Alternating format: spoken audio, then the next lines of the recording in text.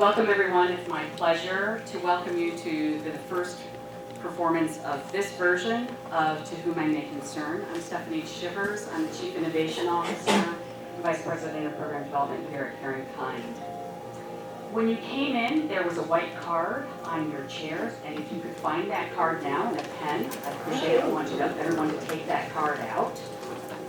If you can't find a card, let us know and we'll bring one to you.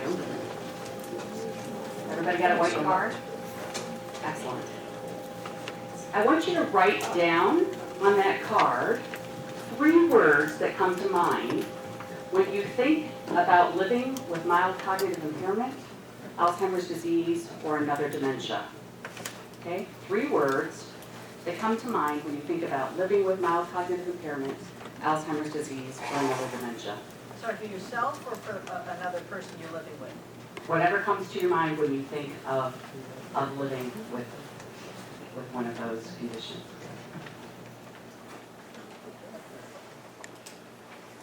And when you're finished, you can just put that under your chair or tuck it away. Spelling count? Spelling does not count.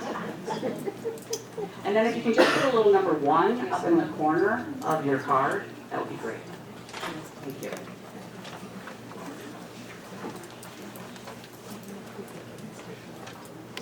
The stories you're about to hear are the true tales of the 4 brave individuals that you have seated before you. Each To Whom I May Concern group and script is unique, and yet common themes emerge. Listen now to this group's experiences of courage, sadness, adaptation, insight, humor, and hope. Without further ado, To Whom I May Concern.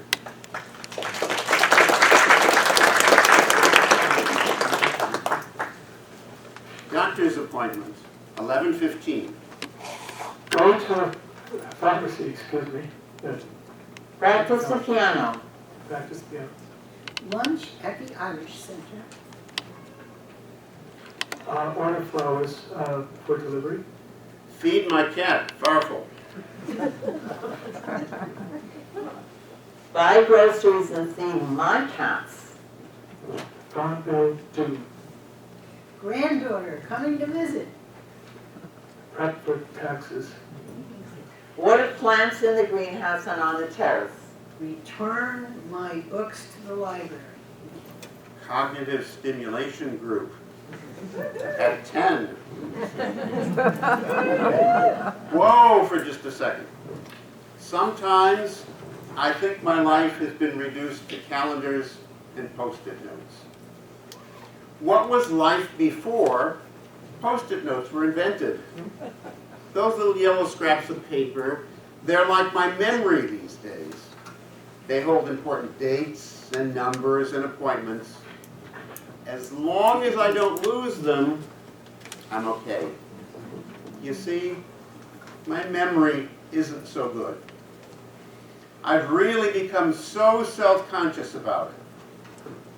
Actually, I have to say, I'm embarrassed. I wonder if people understand what's happening to me. I try not to let anyone know, but that takes a lot of energy, and I need my energy. If I just could get across to them, my friends, my family, the people I live with, the people who try to help me, if I could just let them know what it's like to be me these days. I have an idea. Maybe if I wrote a letter, an open letter, general letter, to those who care about me. Here goes. To whom I may concern. I know you think I made a mistake. You think I meant to write to whom it may concern, but it's not a mistake. The letter is not about an it, a nameless, faceless object. This letter is about an I, and that I is me. I'm writing to let you know what it's like to be me these days. This is not just any letter to some unknown person or persons. a form letter that complains or advises.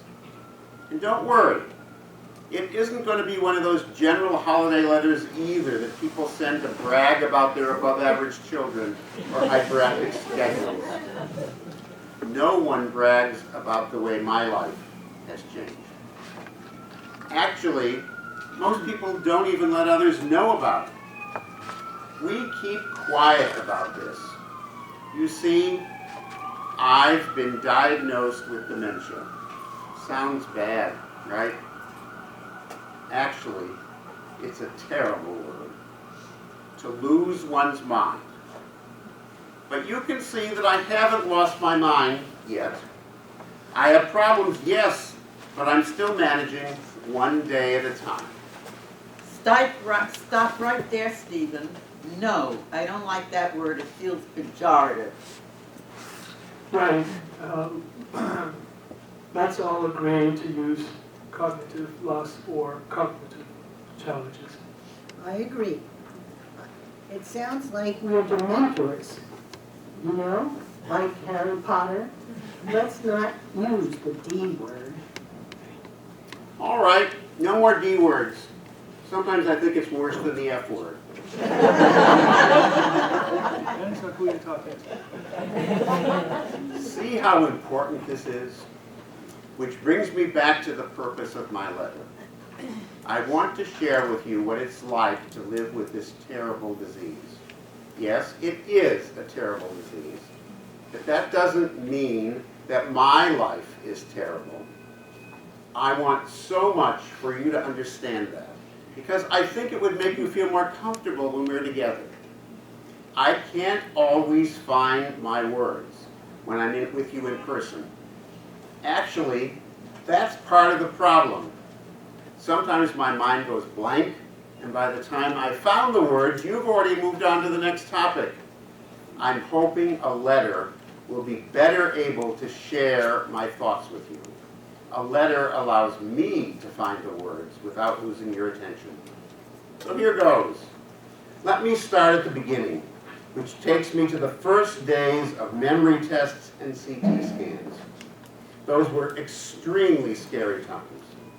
I've spoken to many others who've gone through the same thing, and for all of us, getting a diagnosis was the beginning of a whole new chapter in our lives. Dear misguided friend, I may forget a lot of things these days, but I still remember a lot of things too. I remember back in Tucson, one of my favorite activities was playing cards with our group of friends. I loved being with all of you. The drinking, the eating, the gossip, the laughter, the card games. I always looked forward to those times. Then when I started to become more forgetful, you told me, watch out, you're going to get Alzheimer's. That wasn't a very friendly thing to do. I knew in my heart that some things were changing. I wasn't just forgetting the names of the kids in my class, or my brothers and sisters. There were things that I used to do that I could no longer do the right way. When I had to ask my husband Dave to do something for me, he thought that I wasn't trying very hard and he wanted me to practice. He was frustrated that he couldn't count on me anymore. And I told him, Dave, denial is not just a river in Egypt. There's something wrong, and I have to get some help. Back to the letter. Dear doctor, you were no doubt familiar with the old saying, physician, heal thyself. I guess I'm lucky that I'm a physician myself, because at a very crucial moment in my life, I had to take charge of getting to the bottom of my own health situation. I know, doctor, you thought you were protecting me. You didn't want to upset me with the results of my tests. You didn't want to be the bearer of my bad news. Well, thanks, but no thanks. Instead of not worrying, I was thinking, am I going to die in 5 minutes? What's going on here? Not knowing was much worse than worrying. It strung me out. The great irony of my situation was that I had arranged for the testing myself when I noticed something was off. So it wasn't like you were going to be handing me dire news out of the blue. Doctor, heal thyself. Tell me the truth. Speaking as one doctor to another, I think you could have spoken to me differently. When you weren't direct with me, I started to imagine the very worst. What I am expecting is a definable condition, a progressive condition. What I'm experiencing, is a definable condition, a progressive condition, treatable to a limited extent, but to the best of my knowledge, not yet curable. If you had communicated all of that to me, it might have been very difficult to hear, but it would have been very clear. At the end of the day, it's my truth and my reality. I deserve to have a clear diagnosis, to know these things. Knowledge is my power, and your bedside manner could use a little work, Doc. Dear uncomfortable feelings, since I have been diagnosed with mild cognitive impairment, you've occupied a space in my mind that is uncomfortable and honestly unwelcome. I never wanted you there. I don't quite resent you being there, but it is how I feel. As a psychologist, I know I shouldn't feel this way, but I do. It's just a diagnosis, and yet having this diagnosis has really brought you out, and I know I am not alone.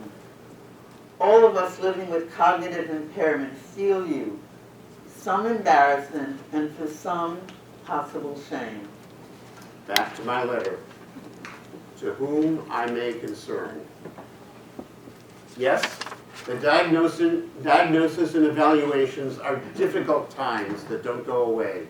They're confusing and painful.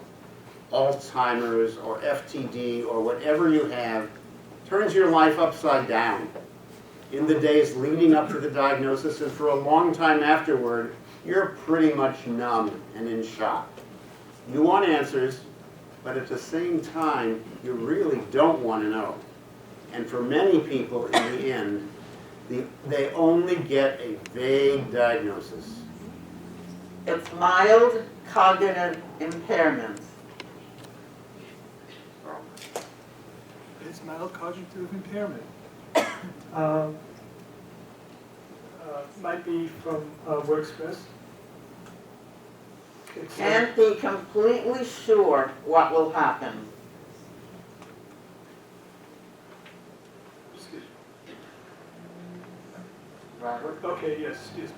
Sorry about that. Yeah. It's et cetera, et cetera.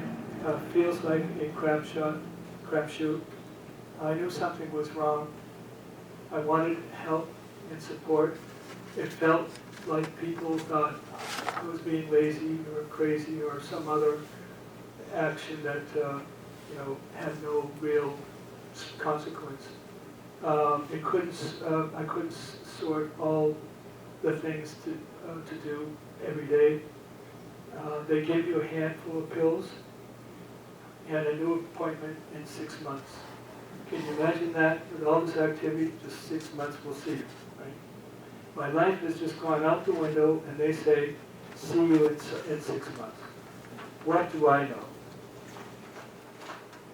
We adapt. Actually, some of us adapt old school strategies to make them work for us now. For example, a notebook in my pocketbook. My old Casio watch keeps track of the time and the date. Everyone finds a way to cope. I've heard some amazing stories from people who are going through the same thing as I am. Many of them are on the stage now.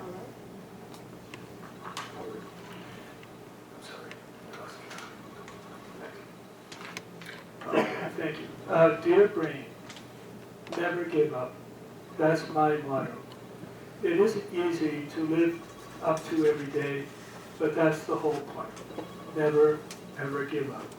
When I got diagnosed, I immediately mobilized my family, Malcolm, Kari, and Kayla, so we could tackle this as a team. I didn't want to beat around the bush. I didn't want them to tell me I was under the weather. You have to stop with the pretenses. None of this. Robert is not feeling well today. No, we tell them the truth. He's going on a road, and he's not coming back. That's the basic condition that you have to address. I want people to know the truth about my cognitive changes because it is important to know who my friends really are. I want to know who I can count on and who isn't able to deal with me the way I am now. Having family supporting me helps me understand the legacy of my former company, and that means the world to me. Dear Monkey Wrench, I see you lurking over there, getting ready to mess up my day. But you know what? One of my life philosophies has always been, when you see a monkey wrench, just toss it aside. Well, these days, my whole house and life are full of monkey wrenches. Dealing with cognitive challenges is like having a smorgasbord of monkey wrenches. So I stick to my philosophy and toss them aside, one monkey wrench at a time. I keep a calendar handy to see and remind me of my schedule. Seeing my appointment makes me feel good about having things to do. Another monkey wrench, remembering things. This is not the same as forgetting them. I found my husband's engineering science notebook after he passed away, and I decided to use it to keep a list of things and to practice my penmanship, a skill that is affected by cognitive issues. I used to teach children how to write, and now I practice my handwriting in that notebook. I'm pretty busy with new things. I know people think that you don't learn new things when you're living with cognitive loss, but I'm here to tell you that you can. I'm learning new things every day. I'm learning my new neighborhood, I'm learning to live independently, and I'm learning how to ask for what I need to maintain my dignity and my purpose. Toss that monkey wrench aside. Dear NYU Legon Clinic, after I learned about my diagnosis, I did a lot of research on your website.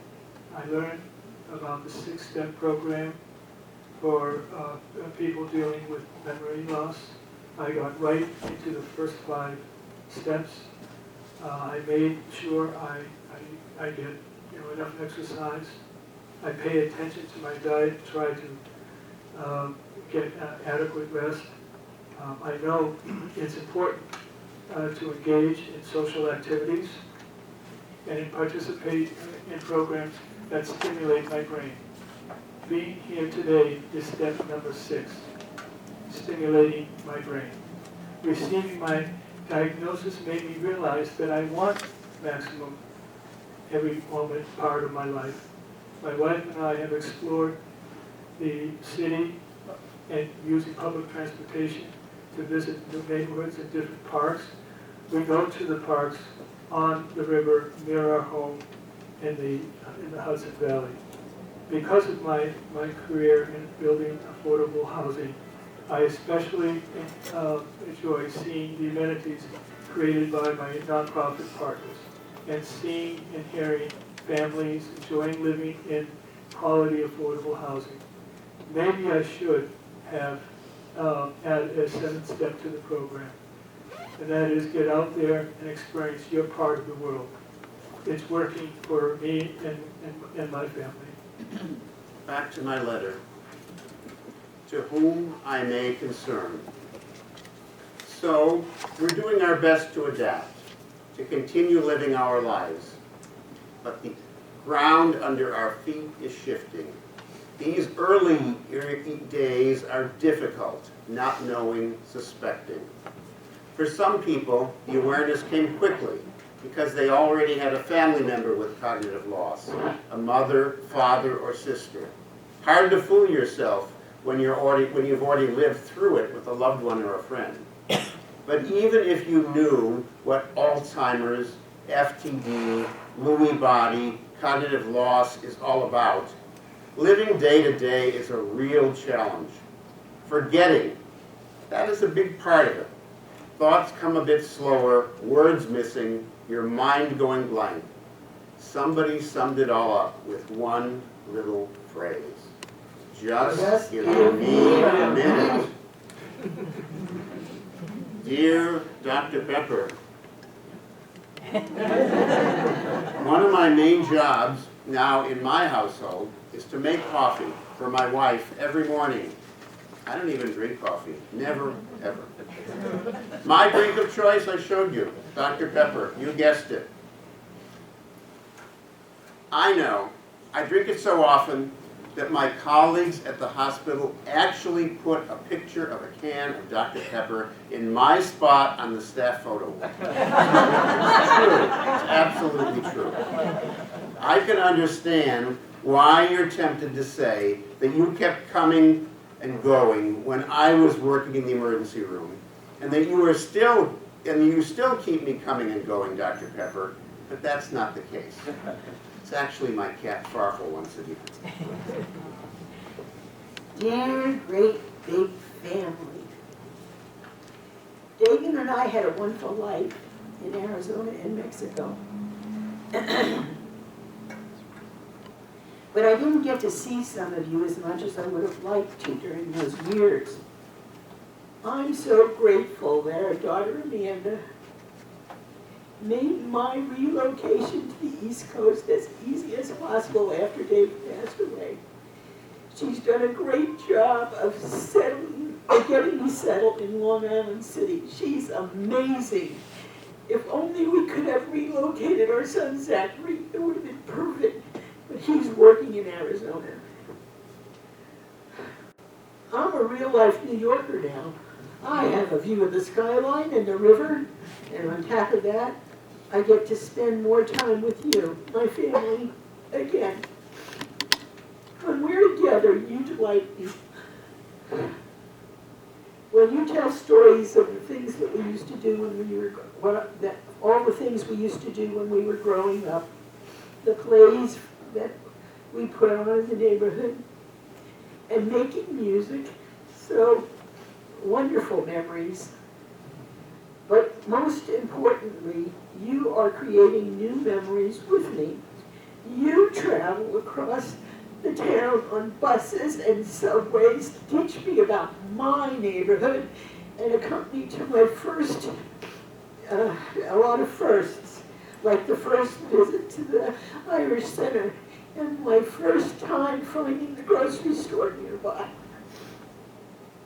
You have me all rallied around me, and I learned learning how to support me.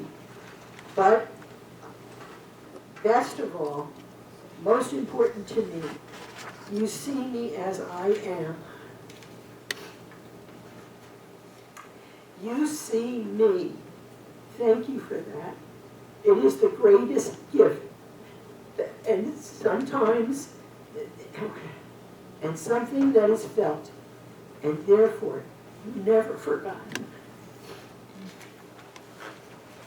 To my dear wife, Susan, now recovering in the hospital from knee surgery, you know that I credit you with being 99% of my support. The way you've adapted all of that over time has been nothing short of heroic. You made it possible for us to take a month of sunshine every year in Florida. I told this new group of friends on the stage, I just show up and enjoy the sunshine. You brought palm trees into our home in New York so I wouldn't get too lonely for Florida during the rest of the year.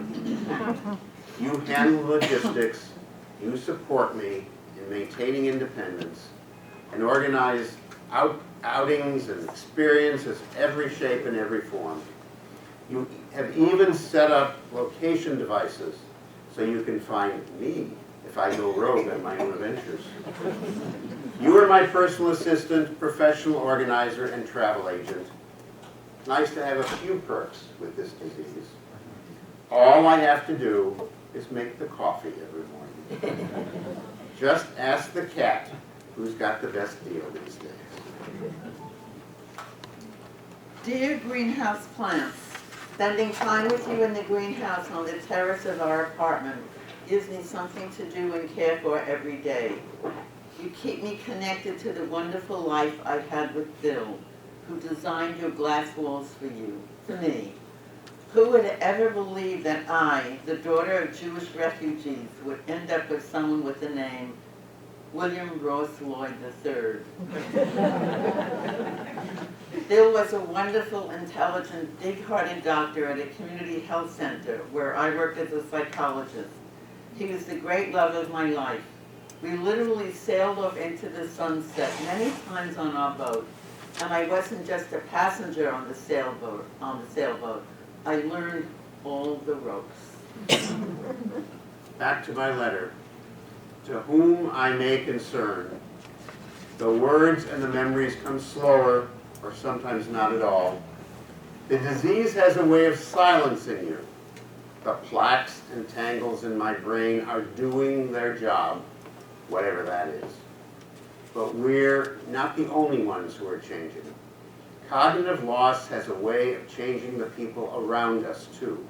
We have friends and loved ones and even healthcare professionals who treat us very differently when they learn that we have cognitive changes. I don't wear a big sign around my neck that says I have Alzheimer's disease, but people still talk to me louder and slower. This disease can bring out the best in people and sometimes, sadly, the worst. I've heard stories that really warm your heart and others that make you cry. Dear work associates, it wasn't easy telling you about my diagnosis. You're the team I had assembled for my company, the company that was the focus of my professional life. Our work was recognized and we were given many awards. I poured my heart and soul.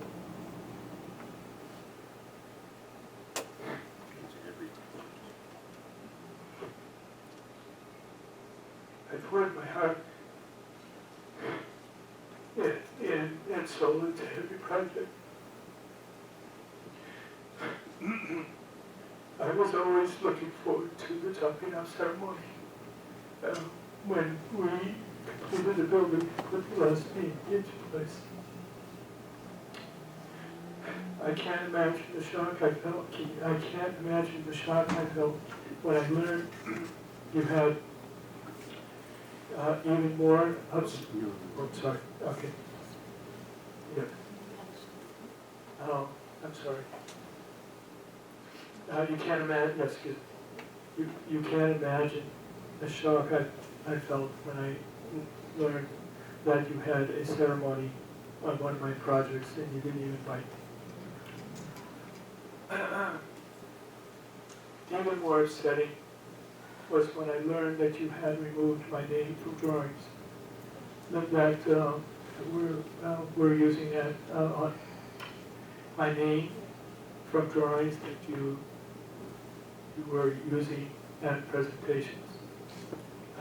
You had removed my name from my work, just obliterated it and me. You erased me. It felt like your response to my diagnosis was just pushed me out of the way. It was insulting, hurtful, and disrespectful. You know? Dear twin, do you remember the day we were born? You came first and everyone thought that was that. Then Mama asked the doctor why her tummy still felt so big. He put his ear to her belly and gasped when he heard my heartbeat. Surprise! You have been gone for over 20 years, yet I still walk in your shadow. When we were children, someone decided that you were the smart one and I was the nice one. You might think that being nicknamed the nice one wasn't the worst thing that could happen, but it made me feel like nice wasn't as good as smart, or as important as smart. It was like being told that I could only go so far in life, or only do certain things. So I set out to prove to myself and the world that I was not just nice, but smart too. I put myself through school, working while I was getting a bachelor's degree, then a master's, and eventually a PhD, and then a postdoc. Your shadow came back to haunt me when I was recently diagnosed with mild cognitive impairment, also known as MCI. I struggled with the fact that I had proven myself to be a smart one, yet there I was having trouble remembering things and keeping up with my patients. Now, all that I work for is in jeopardy because people think that when you have MCI, you are stupid. Society thinks that. But this MCI doesn't take away my worth or my value. My diagnosis doesn't negate all that. I am still all that I built. I am still the essence of me. I am still valuable.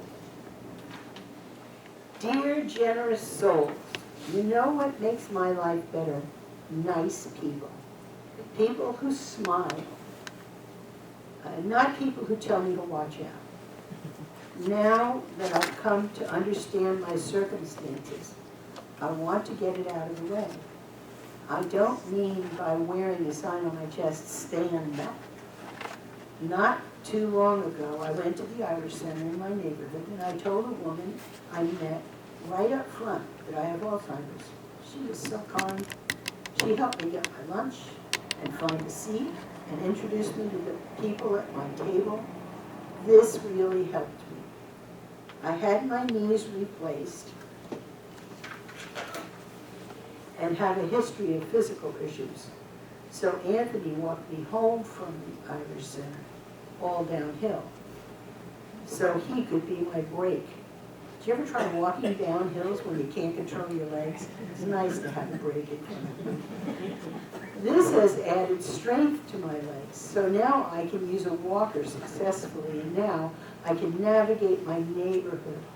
I have a better quality of life, and that gift is priceless. I appreciate people who are willing to spare a little time for someone who needs a bit more attention. You are brave and have challenged my world for the better. But honestly, you have gotten to know me too. Kindness can ease the pain of an embarrassing situation. Humor helps too. When I told a friend recently that I had memory loss, he came back with a rather quick joke. Don't you owe me 20 bucks? Friends can be great.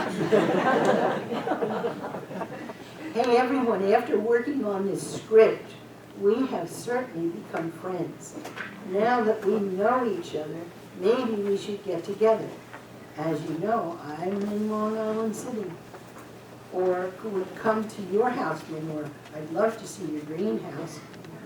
I'd love to have you come visit. I'd love to have you all come visit. I live on the Upper West Side. Robert, where do you live? Live just north of Hastings, north of the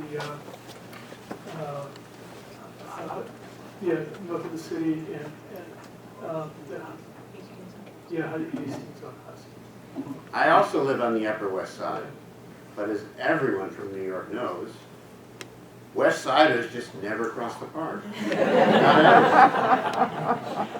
That's very true, but we can make exceptions. Oh, come on, people. Move out of your comfort zone. It's good for your brain. And health, and NYU, Langone says so.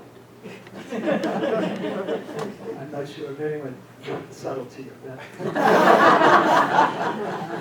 Hey, Steve, what if I promise to bring Dr. Pepper, diet, of course? Well, let me check with my travel agent. I think I can get there in that circumstance.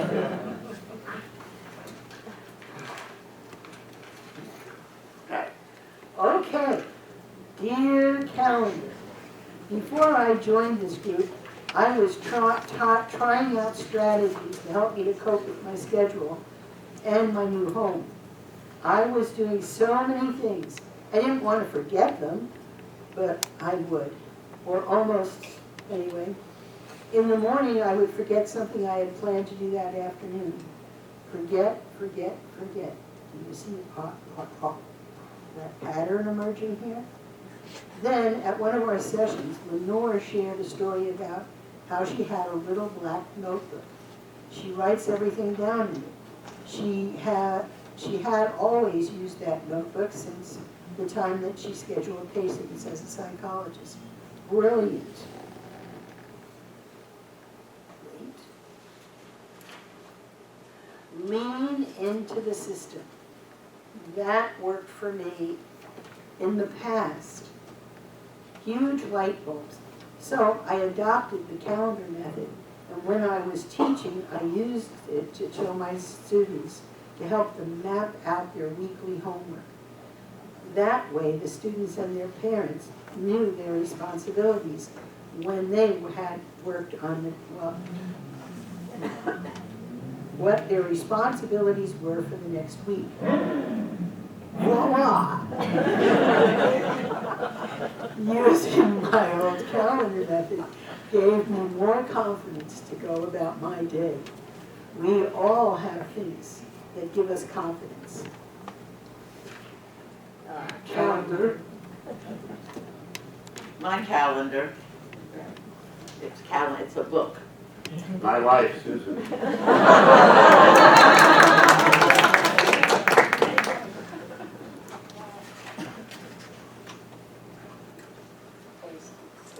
To whom I may concern. Some doors open, others close, but through it all, we hold on to hope. Next page. Robert. Yes. Dear powers that be, earlier I mentioned the 6-step program that I've been following. That's only the beginning. I don't want to limit myself to self-care. I want to see memory loss. I want to see memory loss and cognitive challenges get more attention across the board. This means from the media, from elected officials, and from the medical community. It has to be the three of them.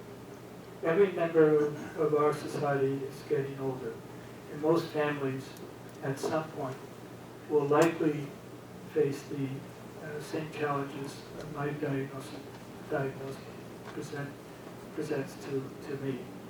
That's a lot of constituents, if you put it in those terms. We need advocates now and into the future. I'm ready to be an activist for this cause, not just on my behalf, but in the hopes that developments today will help people in the future. Will you join me in this view and take away some of the things that we are talking about at this point in time? Dear piano teacher, you said something recently that resonated with me. Intelligence is not the same as memory. My memory is compromised, but I can still read the New York Times. I can still do my own grocery shopping. I can still do so many other things. Our ability to process and remember music is a function that our brain retains the longest, even when there are cognitive issues. Music has always been a part of my life, and although I didn't become a concert pianist, as my first piano teacher really hoped, I am still playing all these decades later. There are so many ways I stay connected to my past as I reach into my future. a future filled with music and nature, filled with connection to family and friends, and especially to my daughter Laura, who has been a lifesaver for me. Still so much to live for, still so much to enjoy. Dear society, we all have some thoughts we'd like to share. We are adapting to the now. We use our past to live in the present. I'm a teacher and use my knowledge of learning and how to learn new things every day deliberately. Steve, the ER doctor, is very observant, sitting, thinking, and then coming out with a zinger. Robert is using the passion from his business experience to energize his newfound activism. And Lenore uses her skills as a psychologist to cope with the change and stress. We are all unique. Our lives are unique. Our past experiences are unique. Our present is unique.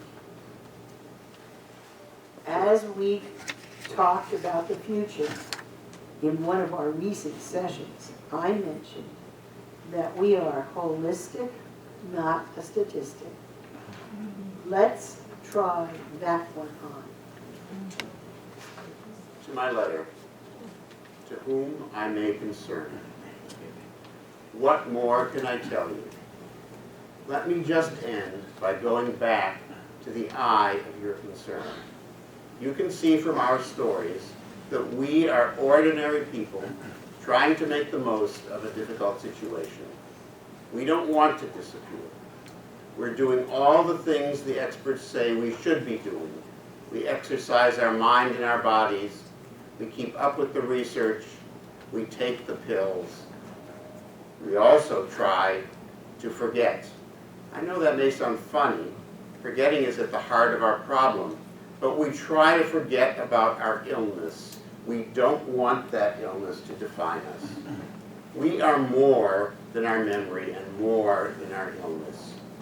And on that note, let me end my letter. Enough about me. How are you these days? Let's get together soon.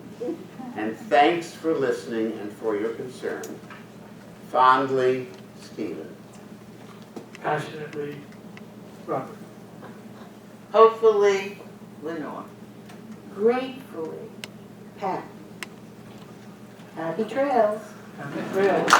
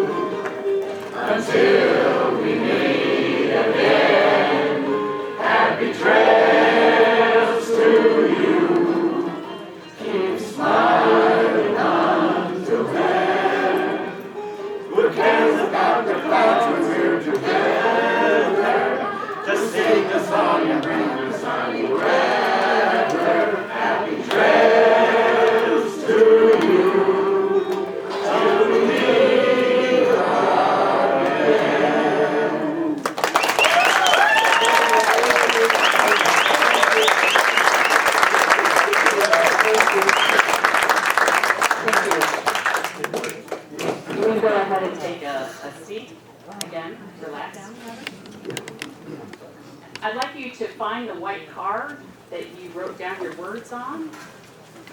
And I'd like you to flip that card over now.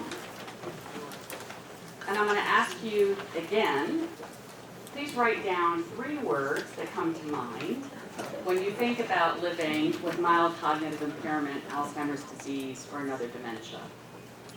Just write down those 3 words. And when you exit, we're going to ask you to drop those cards. If you want to keep your card, you can write your words down on something else for us. But write down those 3 words for us now. Thank you. Hi. While you're writing down your words, please keep writing. I just wanted to introduce Gregory Bernhagen and myself, Ann Kenny. We are the co-facilitators and the co-writers of the script that these 4 amazing people put together.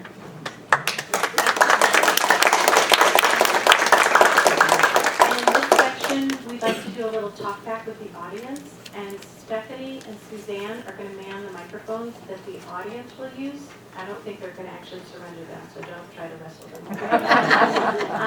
But I would, I don't know if, can I get a little acknowledgement that you're about done with your 3 words? Yes. Okay.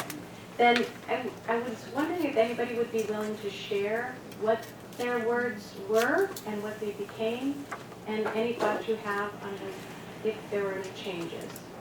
Anyone, just raise your hand if you're willing to share. We have a gentleman here. Okay. Me? Okay. I came in very dark, sadness, fear, depression, and hope, progress, advocacy. Okay. Was everyone able to hear that? All right. Anybody with some different words? Another person here, and then we'll go to the other side of the room. Okay, I'm sorry. Go ahead. My 3 words are loss, fear, and acceptance. Wow. Okay. And your new word? Am I what? And the second set of words? Well, I haven't gotten to that yet. Okay. All right. Well, we'll come back to you in a few minutes. How about something else? I do. I have the same thing. Oh. Fear and confusion. We'll go with Stephanie. Okay. I guess a couple of have already been stated. I had confusion, alone, and loss. And did those words change at all?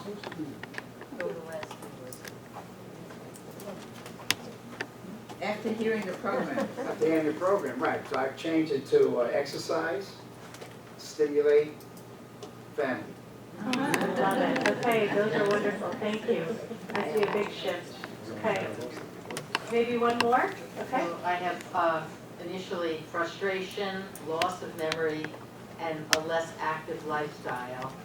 And then I switched it to courage, honesty, and compassion. Wonderful. It's amazing how we're seeing this expansion of our vision in just 40 minutes. It's just incredible. How about, my next question would be, has anything surprised you about the program? What surprised you today? If somebody would want to share about that.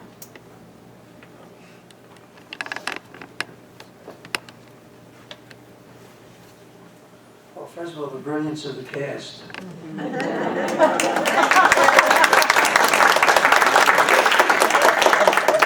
And their willingness to share their innermost feelings with us, which led me to my 3 words, which was gratitude to them. And the second is wonder at their ability to express themselves, and finally tears. I love it. That's great. Tears. Absolutely. It's beautiful. Other surprises? So I'm a now retired physician geriatrician, so I thought I knew a lot after 40 years of training and working. But I have to say I learned so much from all of you, and even with all my training and my experience, there's whole sections of stuff that I just was not aware of. So thank you very much for sharing. You're welcome. I'm a geriatrician, and it doesn't matter how many times I meet with these people, and I said that to them after every session. They constantly inspired and surprised me every session.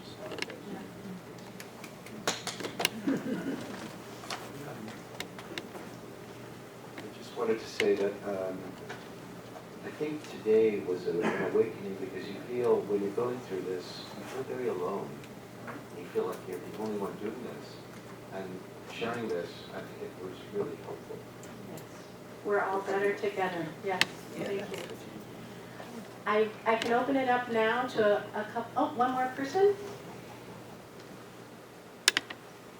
Maybe? Okay. How about any questions for our troupe?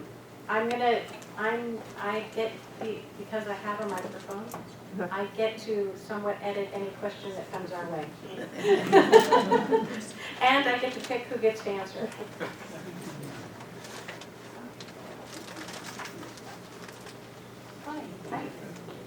can probably speak louder. I just want to know if any of the cast,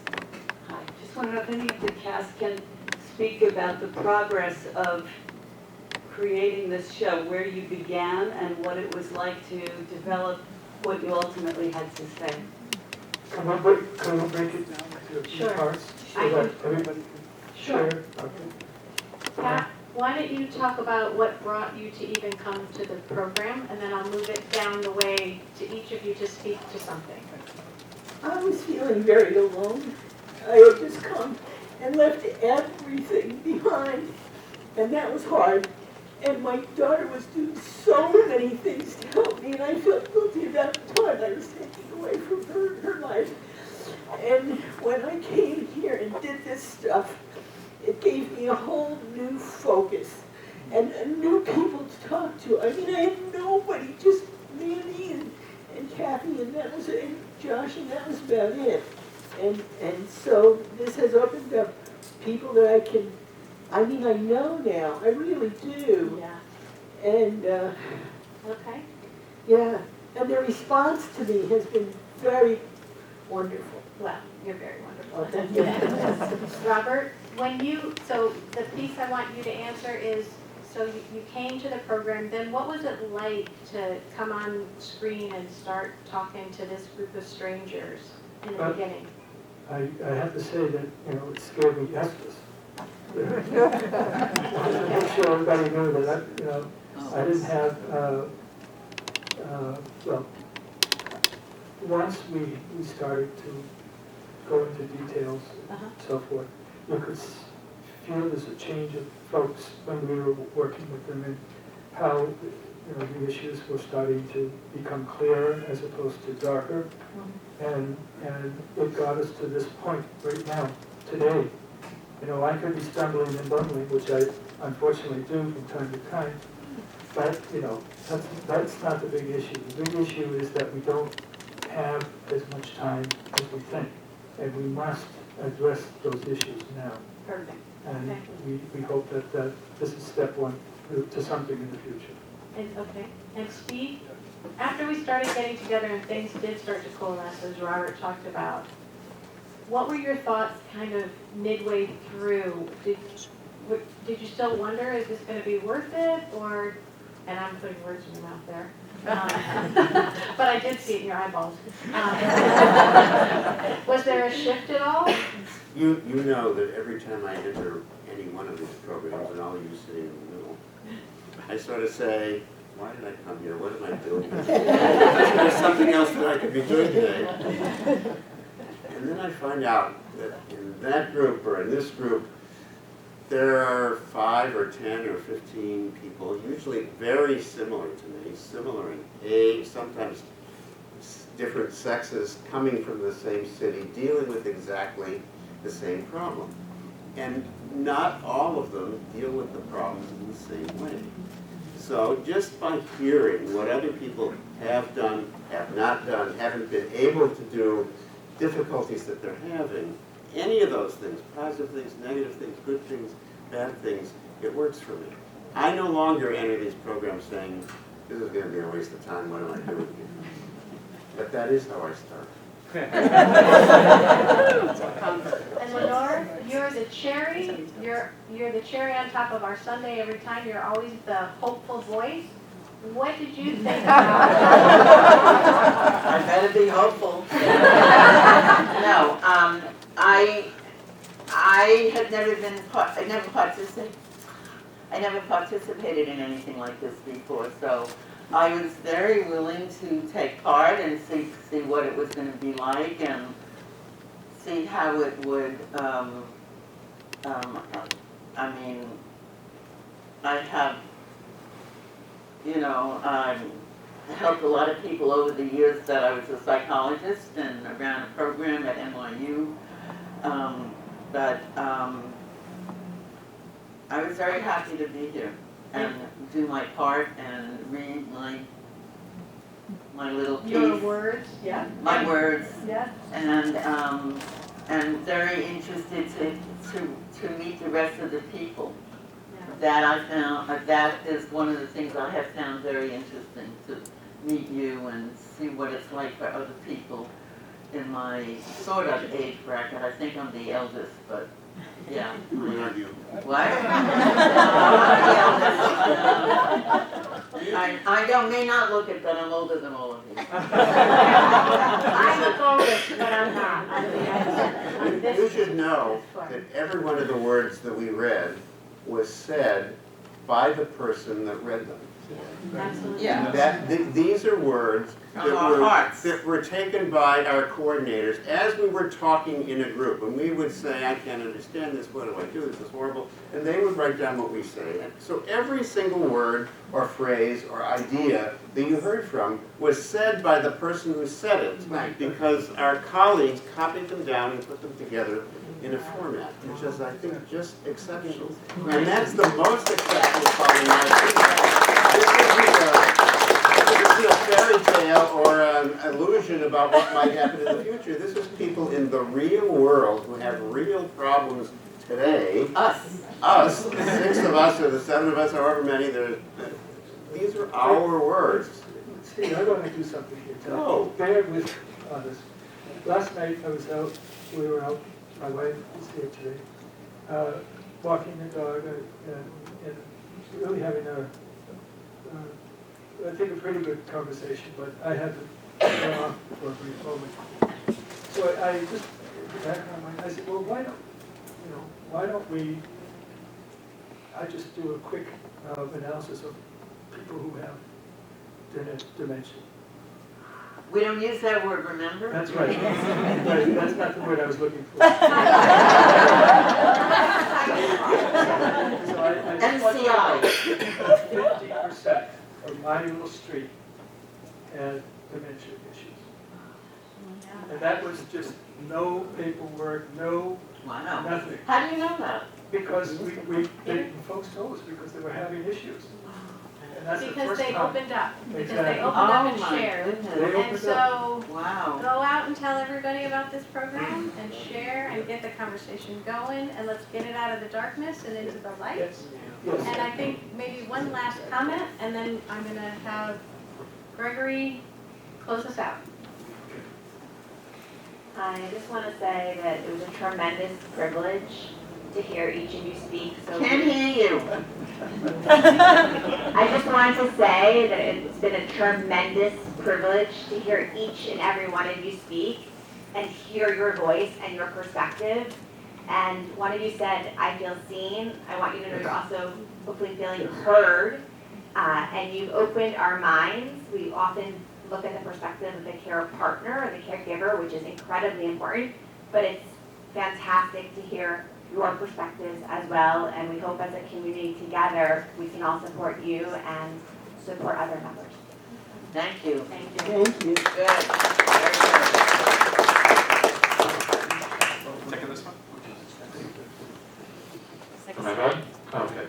So once again, my name is Gregory Pernhagen, and along with Anne, I also felt very privileged to go on this journey with this incredible group of people for this program. It was very, very moving every step along the way, and I'm so proud of them all for being brave, telling their stories, allowing their voices to be heard. So today's event would not have been possible without the help of many of the staff here at CaringKind chipping in. Some of their names are on the back of the program, but you can also identify us by our CaringKind name badges.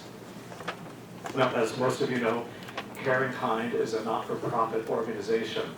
The programs here, offered free of charge, are done through the generosity of donors and fundraising efforts. Today's program has been partly funded by a grant from the Administration on Community Living. Where am I? Through this grant, we have been able to expand a number of our early stage and family caregiver services. Event I'd like to tell you about is that next Wednesday, there is going to be a free concert here by musicians from the Orpheus Chamber Orchestra, and you can register or get information at the table outside in the hall. If you're interested in learning more about any of the other services offered by CaringKind, please talk to one of our staff or pick up some flyers on the resource table in the hallway. You can also visit the website, which is in the program, or sign up for newsletters and emails. If you're interested in making a donation to fund future programs and performances like To Whom I May Concern, there's a QR code that you can scan in your program, which will take you directly to the donor page on our website. You can also find an envelope for donating through check at a table, also out in the hall. The table in the hall has everything, doesn't it? It's your one stop, covers it all. In addition to our amazing performers, we have a very special guest in the audience this afternoon, and I would like to acknowledge her.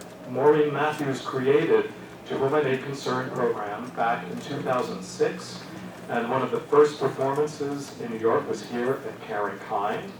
It is our pleasure to give her our deepest thanks and to have her here as we revitalize this deeply impactful program. Maureen Matthews.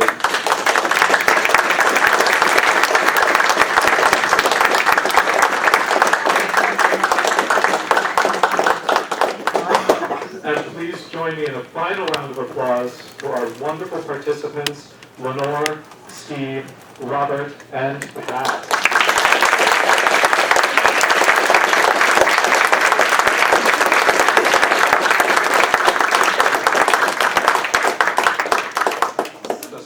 I got a bag too. Thank you again so much for joining us. As I always say at every live performance that I've ever done, it's the audience that is so crucial and important to have in any artistic or outreach, educative endeavor, because you're going to go out and tell your friends about this program, and we're going to spread the word about what it means, and also to keep it going on into the future. So thank you, have a wonderful rest of your day, and until next time, happy trails!